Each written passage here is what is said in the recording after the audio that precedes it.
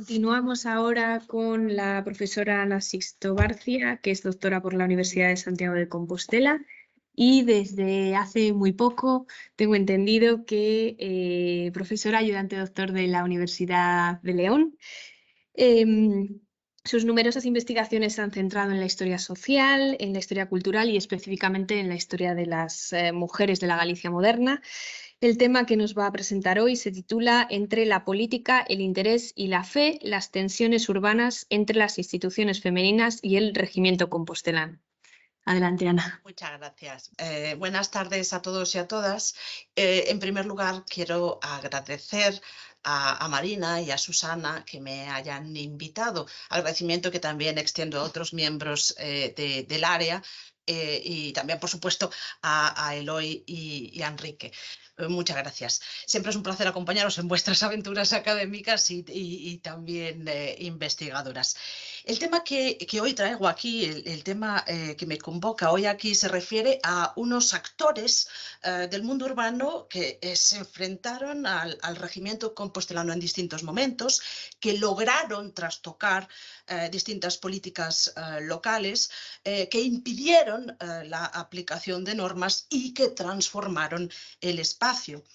Estos actores estaban amparados en sus grandes capacidades económicas, así como en sus redes clientelares y en sus redes de poder, de modo que ejercieron una fuerte presión en defensa de sus intereses y una fuerte oposición al poder de la ciudad, también cuando sus medidas iban en contra de los intereses de los mismos. En esta exposición, tal y como rezaba el título, que ahora mismo he sacado, voy a aludir a las tensiones que existieron entre las instituciones femeninas de la ciudad de Santiago de Compostela y el regimiento de la ciudad. En el trasfondo de todo, en el fondo, se encuentran, como siempre, las luchas entre familias poderosas vinculadas a la iglesia, vinculadas a las instituciones, muy ligadas a las élites nobiliarias gallegas, por un lado, frente a la oligarquía urbana más cercana a la burguesía, una burguesía de muy escaso peso, una burguesía también letrada de muy escaso peso, a una hidalguía medianera y a un artesanado rico. Con todo, la composición del regimiento urbano compostelano es más compleja que esto que acabo de enunciar y también lo será su evolución en los siglos modernos, tal y como ha estudiado María López Díaz. En cualquier caso, el regimiento compostelano estuvo mediatizado por el señor de la ciudad en los siglos modernos, si bien hubo algunos conatos, algunos escasos conatos de reafirmación del poder de la ciudad y de intento de reconocimiento de sus fueros en los siglos XIV y XV, pero estos anhelos fueron rápidamente cercenados por los Fonseca primero y luego por otros prelados posteriores con el apoyo de la corona, que reforzó su autoridad mediante distintas prerrogativas. En suma, estamos ante un poder débil, un poder que solamente disfrutaba de cierta autonomía en los asuntos relacionados con la gestión de la propia ciudad, y aún en estos tuvo que sufrir las injerencias de su señor en distintos momentos, así como la intromisión también de otras instituciones. La ciudad era en sí mismo un teatro político, tal como ha expuesto el profesor Sagredo hace un rato, y esas luchas de preeminencias, de prestigio y de representación de poder se ven muy bien a través de los ceremoniales, a través de las celebraciones públicas, tal y como ha estudiado también muy bien el profesor Roberto Javier López López para el caso compostelano. El escaso poder del gobierno de la ciudad se veía aún más debilitado con pugnas con distintas instituciones vinculadas a la iglesia y o patrocinadas por ella. Con todo y con eso, aquí también cabe decir que en este juego de lealtades, en estas luchas de poder, el arzobispo de Santiago, al igual que los canónigos de su catedral, no sé cómo decirlo, pero desampararon en algunos momentos a las monjas, con las que también tuvieron pugnas, por supuesto. Esto es interesante señalarlo, pues en estos juegos de poder se crean bandos, se crean o se realizan más bien traiciones y también uniones interesadas, uniones momentáneas interesadas para defender los intereses de unos y de otros. Por tanto, no se puede hablar tampoco de unas posturas inamovibles, sino más bien de unas tendencias. Por otra parte, la ciudad de Santiago de Compostela era el núcleo urbano gallego donde se localizaban los principales monasterios y conventos del reino, así como los principales centros asistenciales. Todos estos se convertían en rivales terribles a batir por el regimiento urbano en conflictos de diverso tipo, ya fuere en las denotadas expansiones espaciales, que las hubo, por la apropiación de la cerca, por las canalizaciones del agua, etcétera, etcétera, etcétera. Desde luego, las instituciones religiosas se convertían en rivales terribles, rivales temibles, sobre todo cuando los regimientos urbanos debían contar con su beneplácito para llevar a cabo diferentes medidas relacionadas con la transformación urbanística, esa transformación urbanística que sigue el compás de los siglos. En este sentido, no cabe duda de que el establecimiento de instituciones religiosas y asistenciales condicionaba el plano urbanístico en muchos sentidos. Por tanto, no es extraño que el regimiento compostelano se opusiese en distintos momentos a la fundación de nuevos centros, como sucedió en el siglo XVIII, en un espacio que ya presumían tremendamente abarrotado. Por ejemplo, esto sucedió con motivo, por ejemplo, de la fundación de la Compañía de María en 1765. La ciudad se opuso y lo demostró en una petición enviada al rey, donde los regidores alegaban que la fundación era innecesaria, dado que la ciudad ya tenía una amplia presencia de religiosos. También aludían a los problemas o los impedimentos que creaban estas instituciones.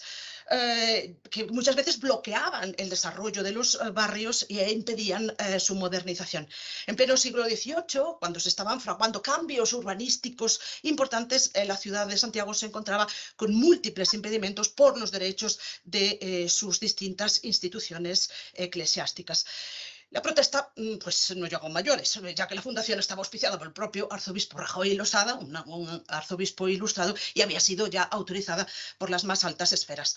También las instituciones asistenciales generaron rechazo. Además de provocar la transformación del cuadro urbano, los centros benéfico-asistenciales fueron fuente de tensiones por su ubicación, por su mantenimiento, por su funcionamiento. En otras ocasiones también el asentamiento de estas instituciones aumentaba los gastos de la ya pauperizada economía del regimiento urbano, como sucedió, por ejemplo, con motivo de la instalación de la casa o asilo de doncellas fundada por María de Cores en 1641 en las antiguas casas reales. El regimiento se opuso, claro, no solo perdía el uso de unas casas que había disfrutado hasta el momento, sino que se vio obligado a acometer una serie de reformas en la edificación para acoger a las huérfanas por mandato real. Además, más tarde, cuando las casas consistoriales, unos años más tarde, cuando las casas consistoriales se hallen en un estado ruinoso, concretamente en torno a 1687, los regidores hubieron de trasladarse a la edificación, a compartir espacio, obviamente no el mismo espacio, pero sí a compartir la edificación, una edificación que además se había degradado con el paso del tiempo por los escasos fondos de la institución de huérfanas. Pero que además este rechazo también era secundado por los vecinos muchas veces, que estas instituciones benéfico-asistenciales acogían en su mayoría a una población, digámoslo así, a una población sospechosa, por lo que la vecindad también desconfiaba de la delincuencia, de la marginalidad y, en definitiva, de la degradación general del entorno. Pero, en cambio, y a la larga se ha visto que resultaron muchísimo más lesivas otras instituciones como los colegios de doncellas huérfanas, los notables colegios de doncellas huérfanas, cuyos patrones y guardianes poderosos y sus exigencias en aras de salvaguardar la clausura y de cumplir con la correcta moralidad alteraban la vida de sus vecinos e impedían la instalación de determinados negocios en el entorno. Estos problemas tampoco eran desconocidos en las ciudades de realengo o en aquellas otras ciudades con un menor peso de las instituciones religiosas. En este sentido, cabe mencionar muy superficialmente a la ciudad de Betanzos, que anheló, a lo largo de la historia, de su historia en época moderna, anheló contar con una institución religiosa en suelo urbano y, de hecho, intercedió para que el arzobispo Girón conmutase distintas fundaciones antiguas y con ellas la institución eclesiástica femenina. Realizada la fundación de las Agustinas Recoletas en torno a 1679, pronto comenzaron los problemas y se iniciaron distintos pleitos entre la ciudad y las religiosas, pleitos que reclamaban la devolución de los fondos por el incumplimiento de una serie de acuerdos. No cabe duda de que las instituciones religiosas femeninas, como otras, aportaban lustre, aportaban honorabilidad o aportaban, como os decía, en otro orden de cosas, ya cambiando de tercio para no alargarme más con lo que estaba, el recogimiento y el necesario aislamiento del siglo fue una de las grandes bazas de estas casas, de estas instituciones. Para salvaguardar la clausura, las instituciones femeninas se rodearon de sólidos muros, celosías, rejas, picas, imponentes, en definitiva, construcciones que aseguraban la separación mundana. De este modo, creaban espacios de sociabilidad propios, donde las normas de vida venían dictadas, en primer lugar, por los acuerdos de la comunidad y, en segundo término, por las ordenanzas de las distintas congregaciones. Así, las instituciones diseñaban un panorama urbano muy singular, conformado por distintas microfronteras que aislaban mundos separados en el seno de las mismas ciudades. No cabe duda de que la clausura fue una obligación, pero también fue también fue un arma. También fue un arma. En aras del recogimiento, estos centros trastocaban la planificación urbana e incluso, en el caso de Santiago, el núcleo estratégico de la ciudad, eliminando calles, callejones, creando plazas, creando solares. No obstante, lo más importante es que limitaron la proyección de las casas particulares que circundaban su área de influencia más inmediata. La expansión espacial de estos centros en la ciudad a lo largo de los siglos fue a costa de los vecinos, no cabe duda de ello. Rivales mucho más débiles que el regimiento urbano y que otras instituciones a los que agotaron mediante denuncias y pleitos. Esto se ve muy bien en el caso de las benedictinas, ubicadas al lado mismo de la catedral, pero también se ve en otros casos como en el del Colegio de Doncellas Huérfanas de Nuestra Señora de los Remedios, fundado en el siglo XVI, finales del siglo XVI, principios del siglo XVII, por el arzobispo San Clemente, que en un primer momento ocupa unas casas humildes, dos casitas, pero que con el tiempo, ya muy pronto, acaba pues, ocupando un lugar privilegiado en la calle y transformando completamente el barrio. No en vano, este centro, este colegio de doncellas, contaba con el apoyo del arzobispo y de los canónigos de la catedral, sus patrones, por lo que triunfó en la mayoría de sus demandas, en la mayoría de sus pugnas contra todos sus oponentes. Incluso lo hizo en las más polémicas, ¿no? Por ejemplo, aquellas tensiones, aquellos problemas por la usurpación de la muralla de la ciudad y la ocupación de una de sus torres defensivas, cuestión que motivó muchos pleitos en el siglo XVII, también en el siglo XVIII, pero que finalmente en todo este conflicto acaba triunfando la institución.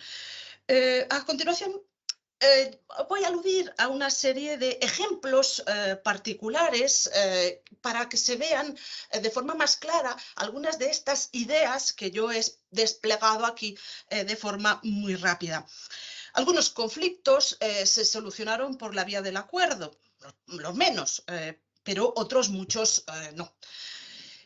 No cabe duda de que el monasterio de San Pelayo de Antaltares, el monasterio de San Pelayo de Antaltares, cenobio benedictino que albergó a grandes señoras del Reino de Galicia, fue la institución que protagonizó mayores enfrentamientos con los regidores compostelanos. Fue el que más quebraderos de cabeza ocasionó por las luchas, sobre todo por las luchas de los espacios, dada su ubicación en el corazón de la ciudad y también por las propias capacidades económicas y de poder de la institución. Las dimensiones y la monumentalidad exhibidas por el monasterio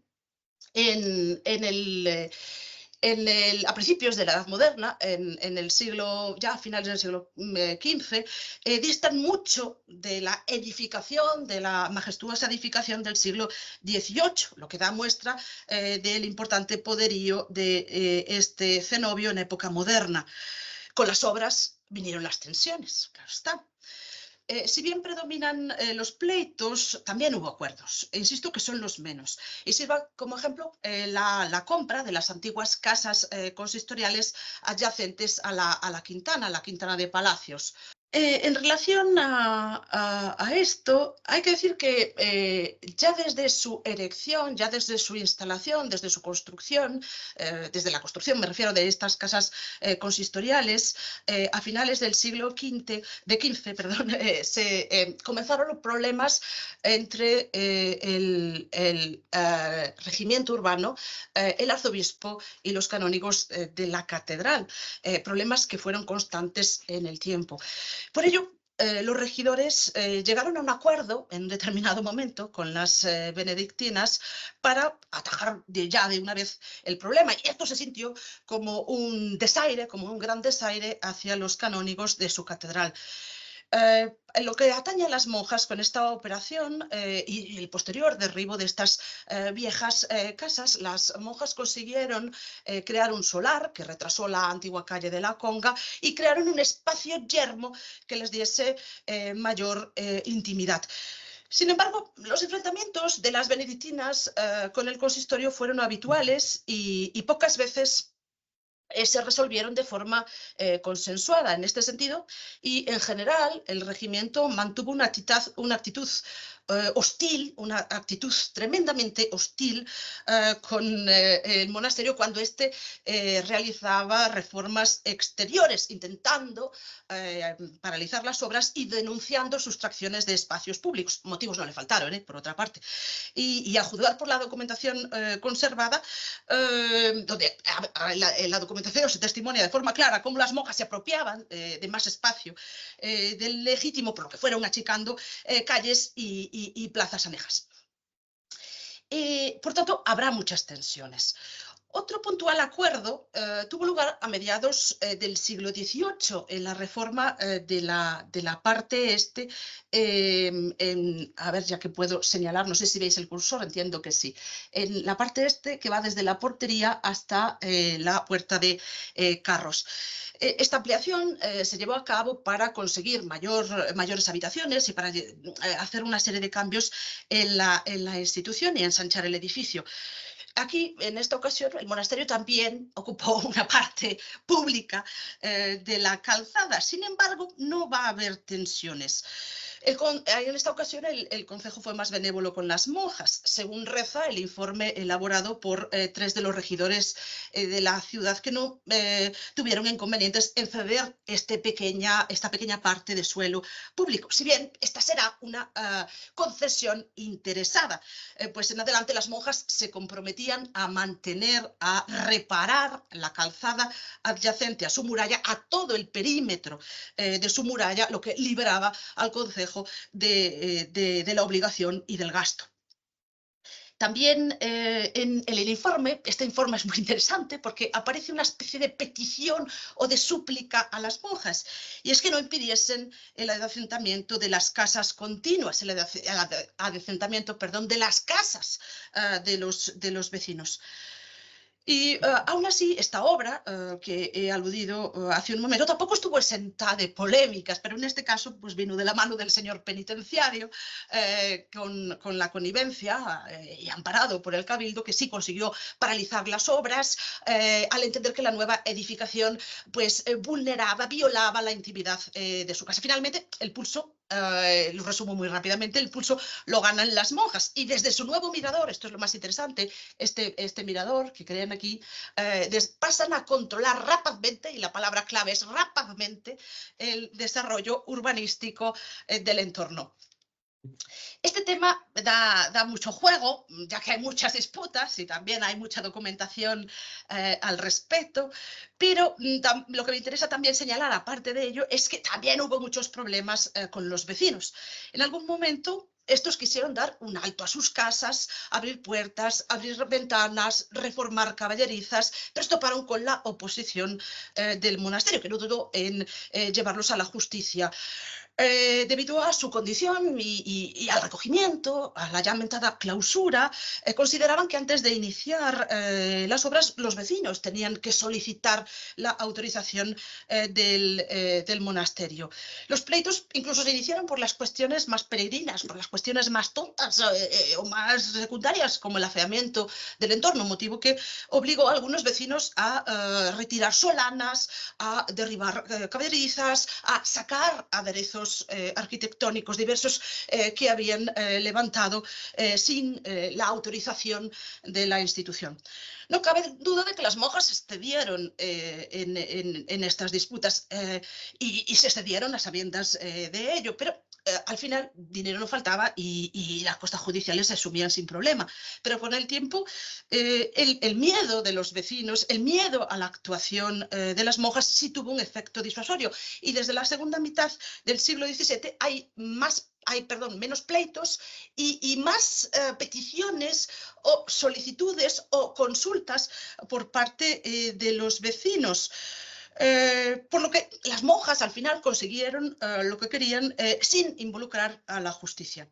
Todo ello acabó confiriéndole muchísima más autoridad y muchísimo más poder del que verdaderamente tenían. Y por presiones también muchos vecinos acaban cediendo sus derechos y obviamente vendiendo sus posesiones. Aquí voy a hacer un inciso, pues yo solamente he estudiado los casos de conflictos en la ciudad, con los vecinos y con otras instituciones en la ciudad, casos que muchas veces pues, no llegaron a mayores, pero en cambio Ofelia Rey ha estudiado el tema en un sentido muchísimo más amplio y ha consultado pues, los distintos procesos y los casos dirimidos en el alto tribunal gallego que afectaban a la conflictividad del monasterio y también de sus monjas, grandes señoras y poseedoras de muchos bienes. Y a través de todo ello se puede deducir que las monjas fueron grandes pleiteantes y que quisieron salvaguardar sus preeminencias y gobernar con puño de hierro sus posesiones, no solo las urbanas, como son las que yo muestro aquí, sino también en general todas.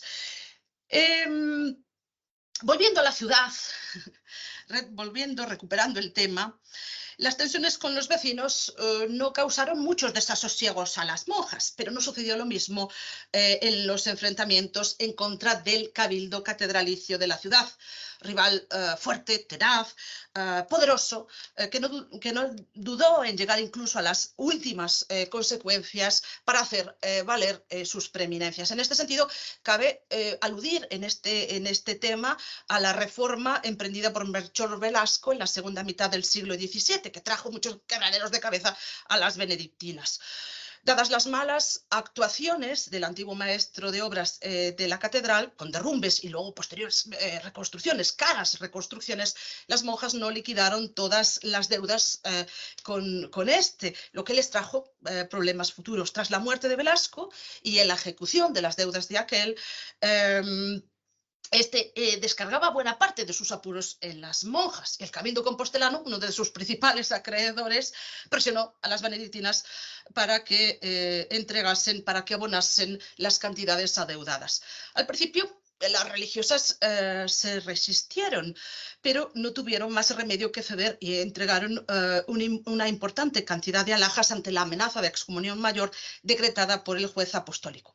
Si bien el cabildo y también el arzobispo auxilió a las monjas en distintas ocasiones, en esta en concreto, ante el desafío de las monjas, el cenobio y las religiosas fueron amonestadas en una clara exhibición de fuerza que ponía a cada institución en su sitio. Pero las monjas no olvidaron y en algún momento también se aliaron con otros enemigos, con viejos enemigos, como sucedió con la polémica por el cementerio de Aquintana, al que volveré en un momento. Otro de los puntos calientes y uno de los motivos de mayores litigios siempre fue el aprovisionamiento del agua. Por supuesto, el monasterio gozaba desde antiguo de una canalización hacia el interior y en el siglo XVI y XVII es habitual en la documentación de las monjas encontrar quejas por el escaso caudal de su fuente, sobre todo en los meses de calor. No obstante, en este tema tuvieron que acatar los dictados de la ciudad. Con todo, sucede algo, y es que en unas obras, en un determinado momento, en unas obras en la segunda mitad del siglo XVII, a raíz de esta obra, las quejas desaparecen. Y después de esto, no sin razón, el regimiento desconfió del uso y disfrute que las monjas hacían del agua y que compartían con una fuente pública gracias a una gran cisterna ubicada en la zona de San Miguel, que curiosamente perdía caudal en los meses de mucho calor. Los recelos no estaban infundados, aunque esto se demostró mucho después, ya en época contemporánea, en reformas que se realizaron en el siglo XIX, que demostró que las monjas sí habían trampeado las canalizaciones, de modo que dispusieron de más caudal del autorizado por la ciudad. Con todo, problemas parecidos a estos también los encontramos, a este en concreto, lo encontramos en otras instituciones y el mismo, exactamente lo mismo, aparece en el Colegio de Doncellas Huérfanas de Nuestra Señora de los Remedios, que también alteró el caudal de agua de la fuente pública de Santo Antonio, a su favor. Cambiando de tercio, muy rápidamente, en el siglo XVIII también tuvo lugar el traslado del mercado ambulante de venta de aves desde la plaza de San Benito a la plazuela de Feijó. Plazuela que se ubicaba muy cerca del cenobio, por lo que las monjas pronto se levantaron en armas denunciando que las vendedoras alteraban la quietud del entorno. La petición de traslado fue realizada por el provisor general inmediatamente, ya en ese mismo año, que se quejó ante el consistorio del bullicio de las recatonas y de cómo éstas obstruían el paso, impidiendo el acceso al monasterio, así como a otros lugares de importancia, así como subrayaba que la congregación de muchos vecinos en el entorno alteraba el recogimiento del monasterio. Gracias a la presión de las monjas y también a las quejas de otros vecinos ilustres, pronto el regimiento se vio obligado a reasignar a estas vendedoras de aves a otros lugares. Hace un momento mencionaba que las monjas no olvidaron las afrentas de sus poderosos vecinos, los canónigos. Las fricciones con el cabildo catedralicio afloraron en distintos momentos y afloraron mucho por la polémica del cementerio de Aquintana, por la pestilencia y la contaminación que generaba el cementerio que separaba la cabecera de la catedral con la parte de poniente del monasterio. Por ende, que lo podemos ver aquí, este era una excelente plaza, un excelente escenario donde medir sus fuerzas. Y el problema venía desde antiguo y en distintos momentos las religiosas intentaron convencer al cabildo catedralicio de la necesidad de trasladar el cementerio ubicado aquí, ya que los olores que desprendía la putrefacción de los cadáveres alteraba mucho el sosiego de las monjas, sobre todo en verano cuando el calor potenciaba el hedor. Además, las benedictinas alertaban de que esto podía causar problemas mayores de salubridad y de seguridad, sobre todo en momentos de crisis. De hecho, en momentos de crisis, como sucede en los años 60 del siglo XVIII, elevaron las protestas. Fueron varios los memoriales enviados por las abadesas al deán de la catedral, pero sus peticiones fueron desatendidas sistemáticamente.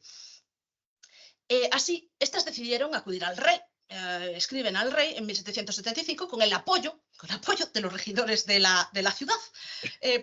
Pero las peticiones de las monjas al deán de la catedral fueron desatendidas. Así, estas pues, decidieron elevar sus proclamas, sus reclamaciones al rey en 1775. Pues como os decía, estas elevaron las protestas al rey en 1775 con el apoyo de los regidores de la ciudad, aduciendo un problema de salubridad pública y al perjuicio que les causaba a las monjas que el cementerio diese una parte importante de la institución. De modo que veían, y esto lo podéis ver en pantalla aquí, que en verano y aún en invierno salían de noche los gusanos en mucha abundancia. Carlos III no intervino directamente, pero mandó a la Real Audiencia a verificar los hechos y a tomar justicia. No obstante, no hizo falta la intervención del alto tribunal gallego, sino que se llegó a un acuerdo entre las partes, un acuerdo que fue vulnerado inmediatamente después. No obstante, sin embargo, por la propia presión de los tiempos, finalmente se llegaría a un acuerdo entre las partes en la década de finales de los 70. En relación a este tema, y ya para avanzar y sacarlo de delante, solamente me resta decir que en el archivo de las monjas se conservan distintos despachos y cartas entre ambas entidades, entre las abadesas y los deanes, todas ellas grandes en elocuencia, con elogios cruzados, pero también cargadas de vívidas amenazas, por lo cual es muy interesante, es muy entretenido trabajar con ellas. Y rápidamente ya paso para terminar a este tercer punto, pues creo que ya estoy ahí en el tope de los 30 minutos que nos fueron asignados por la organización. Y es que solamente quiero aludir muy brevemente a la cuestión que veis en pantalla, a la ostentación en las festividades. A diferencia de otras instituciones de la ciudad, la capacidad de participación activa de estas instituciones, de las monjas en ceremonias públicas, fue secundaria por motivos obvios.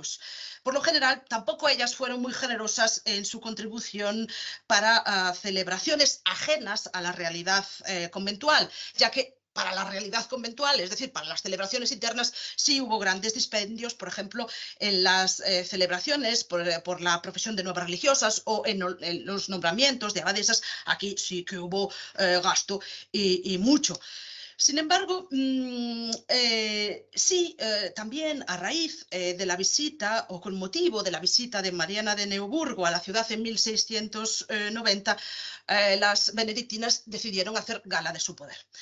Hicieron una inversión importante para el adorno externo e interno y incluso reformaron algunas celdas, algunas dependencias, por si se daba la dicha de acoger a la reina.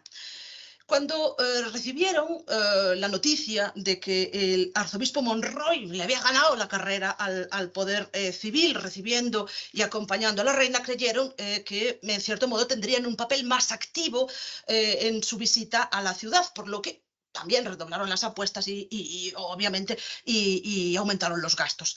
No obstante, las ansias de las benedictinas no se vieron recompensadas. La reina las visitó, pero muy de pasada. No se alojó con ellas, sino que lo hizo en el palacio arzobispal, por lo que sus anhelos se vieron decepcionados.